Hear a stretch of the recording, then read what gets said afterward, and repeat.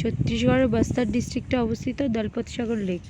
আর আমরা এখন দাঁড়িয়ে আছি দলপত সাগর লেকের বেস্ট ভিউ পয়েন্টে। এখানে একটা পার্ক মতন আছে, আর ওই সাইডে লেখা ছিল আমরো বস্তার, এরকম কিছু একটা। তো এটা হচ্ছে টোটাল অ্যাটমসফিয়ার। এখানে কিন্তু বিকালবেলায় মানে খুব ইজিলি 3-4 ঘন্টা কাটানোই যায়।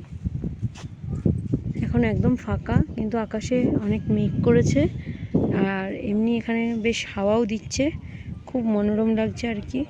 এটা হলো দলপত সাগর লেক। আরও কিন্তু অনেক বড় এই লেক, আমরা ভিউ পয়েন্ট থেকে এটুকুনি কি দেখতে পাচ্ছি।